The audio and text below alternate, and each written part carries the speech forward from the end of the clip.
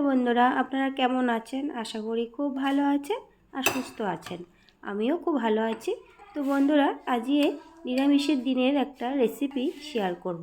যেমন আমরা কিন্তু বাড়িতে শনিবার আর সোমবারে নিরামিষ খেয়ে থাকি, আর এই শনিবার সোমবারে কি রান্না করব নিরামিষ সেটা নিয়ে একটু টেনশনে পড়ে যাই।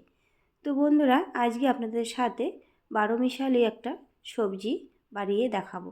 মানে আপনারা কিন্তু প্রায় এটা শুক্তোর মতোই রান্না করে খেতে পারবেন। এখানে খালি উচ্ছেটা দেওয়াই বাকি আছে, উচ্ছে দিলেই কিন্তু একদম পুরো শুক্তো হয়ে যাবে। তো এখানে আমি কি কেটে নিয়েছি চলুন দেখিয়ে দিচ্ছি। এদিকে একটা কাঁচকলা আছে, গাজর আছে, কিছুটা কাঁচা লঙ্কা আছে ভেঙে নিয়েছি, আর মিষ্টি কুমড়ো, আর হলো নিয়ে নিয়েছি সজনা মানে সাজনা, নিয়ে সব কিছু রেডি করে রেখেছি। আর এখানে তেজপাতা, তারপরে একটু আদা ঘষে নিয়েছি, দুটো শুকনো লঙ্কা, আর এখানে বিউলি ডালের বড়ি আছে, এটা কিনা বড়ি। আর এই দিয়ে কিন্তু আমি রান্না করব। এখানে শুধু উচ্ছে হলেই শুক্তো হয়ে যাবে, আর একটু দুধ দিলেই। তো আমি উচ্ছেটা আর দুধটাই কিন্তু দেইনি।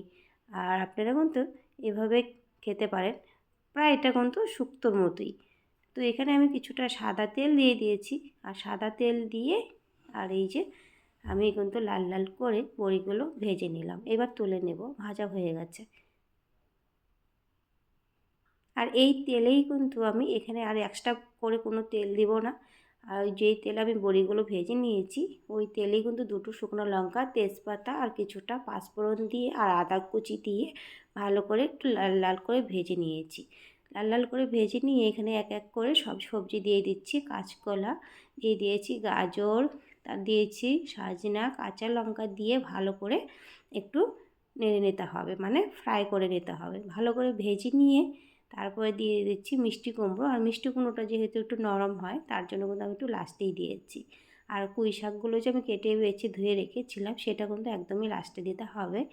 আর দেওয়ার পরে আর ওই পুঁই শাকের থেকে কিন্তু অনেকটাই জল উঠে যাবে।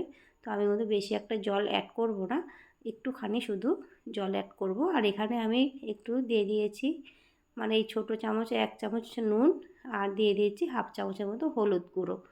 আর এখানে এই যে ভালো করে নাড়াচাড়া করে ভেজে নিয়ে দিয়ে দিচ্ছি পুঁই শাকগুলো দিয়ে। এবার কিন্তু আমি ভালো করে নেড়ে নেব। দেখতেই পাচ্ছেন এক কড়াই হয়ে গেছে। এই এক কড়াই কিন্তু থাকবে না, এই পুঁই শাকের জল উঠবে, জল উঠে কিন্তু অনেকটাই মিশে যাবে। তো ভালো করে কিন্তু আমি নেড়ে চেড়ে এবার কিন্তু ঢাকা দিয়ে 5 মিনিটের মতো চাপিয়ে রেখেছিলাম। ঢাকা খুলে নিয়ে এবার দেখুন জলটা উঠে গিয়ে জলটা কিন্তু শুকিয়েও গেছে পুঁই শাকের। আর এখানে আমি না পেস্ট করে রেখেছিলাম কাজু বাদাম আর পোস্ত, কাজু বাদাম আর পোস্ত বাটাটা কিন্তু দিয়ে দিয়েছি। আর বাটিতে একটুখানি জল দিয়ে আর একটু দিয়ে দেব। আর যেহেতু বড়িগুলো দিব তো বড়িগুলোও দিয়ে দিচ্ছি, বড়িগুলো তো জল টানবে, তার জন্য কিন্তু এই যে একটুখানি জল আমি বাটিটা ধুয়ে দিয়ে দিয়েছি। আপনারা অবশ্যই কাজু বাদামটা দেবেন, দেখবেন কাজু বাদাম দিলে কিন্তু তরকারি একটা টেস্টি লাগে আলাদা। আর দেখতেই পাচ্ছেন একদম রেডি হয়ে গেছে। লাস্টে দিয়ে দিচ্ছি 1 চামচের মতো চিনি।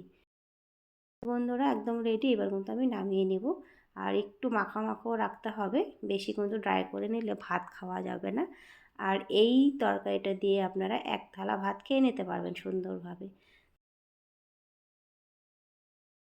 তো যাই হোক, বারোমিশালি একটা সবজি রান্না করেছি, মানে শুক্তোর মতো। তো একদম রেডি।